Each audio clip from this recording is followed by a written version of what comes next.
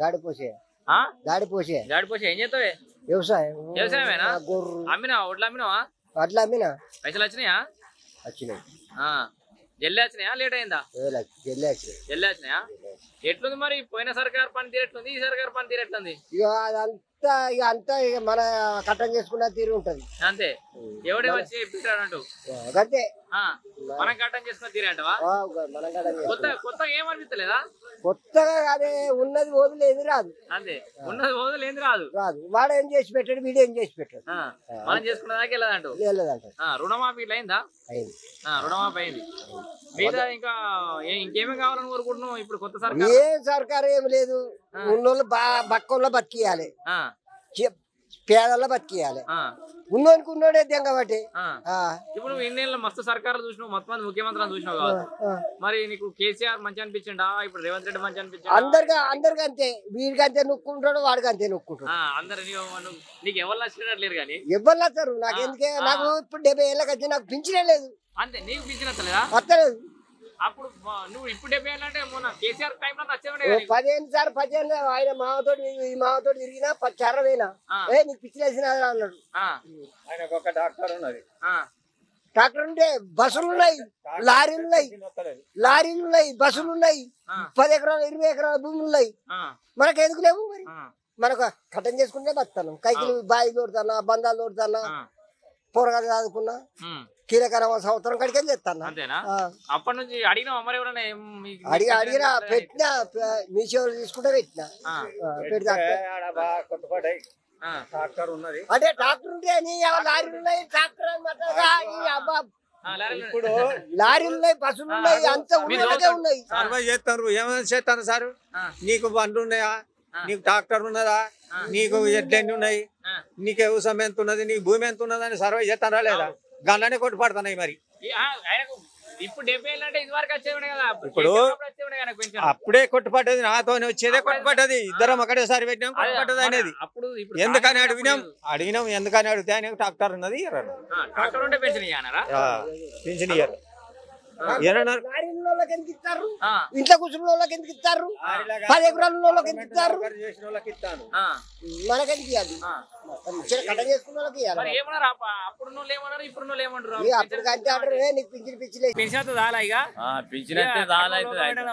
రైతు బంధు ఇప్పుడు 2 నెలల రైతు బంధు అటే ఎగదెంగిడు. తెలంగాణ అన్నప్పుడే మంచిగా అన్ని ఇచ్చిండు నెలకు. ఇప్పుడు 2 నెలల పింఛన్ కూడా వీడికినాయి. ఇక ఈ నెల పింఛని ఆ నెలలో ఎత్తాడు. అన్ని పోతున్నాయి. మళ్ళా పెద్దగా మాట్లాడుతాడు, బాగా మాట్లాడుతుండు.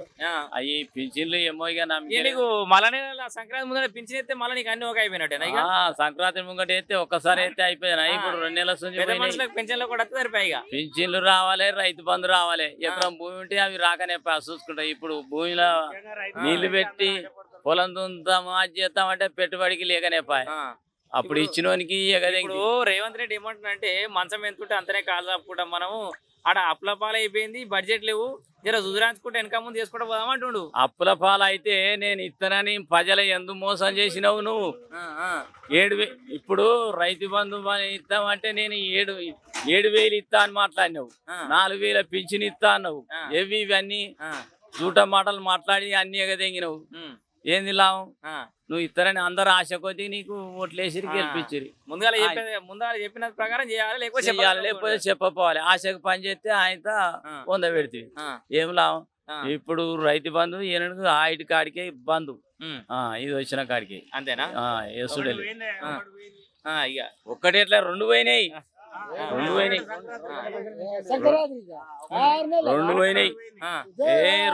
ఇప్పుడు ఈ 4 ఏళ్ల వరకు ఇప్పుడు ఆయన రేపు మాపు నువ్వు అంటున్నావు రుణమాఫీ లేకపోతే నీకు పెన్షన్ అవో ఇవ్వ అంటున్నావు. ఇంకా 4-5 ఏళ్ళు ఎట్లా మనం అద్దానం ఉంటాడు అయిపోయాయి. 5 దాకా ఇప్పుడు రేపు పెన్షన్ పడంగానే ఎల్లుండి మాట మారుతుంది. ఇక అంతే, పెన్షన్ పడంగానే మాట మారది. ఇది కరెక్ట్ చేసి నిలబడితేనే మారుతుంది, లేకపోతే కాదు. అన్ని బరాబరి ఉండాలి. అన్న మాట తప్పకుండా నిలబెట్టుకోవాలి, మాట్లాడాలి.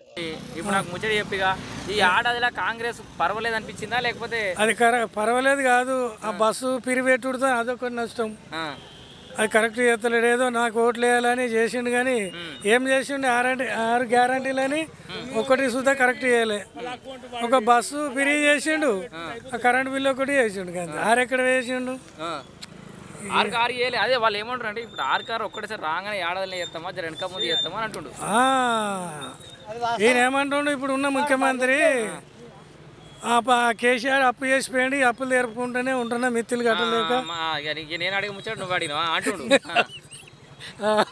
మరి అది వాజిబే. ఇప్పుడు ఏ చక్కగా ఉన్నది అంటే మీరు మళ్ళా రేవంత్ రెడ్డి చెప్తారా? రేవంత్ రెడ్డి కాదు,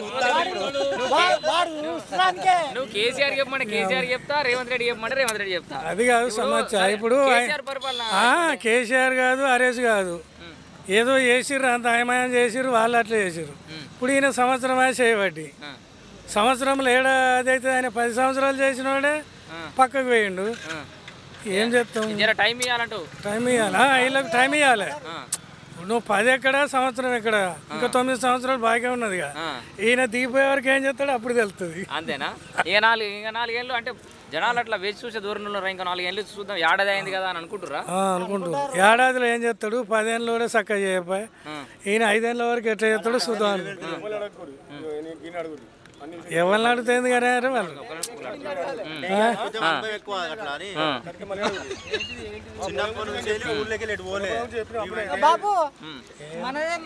మాట్లాడగలుగుతాం. మళ్ళీ మాట్లాడాలి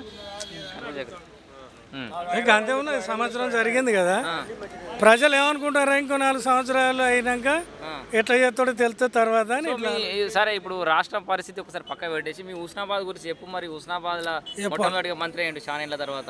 మంత్రి అయ్యండు కానీ ఏం చేస్తుండో ఇక నేను పోతలేను ఆడికి.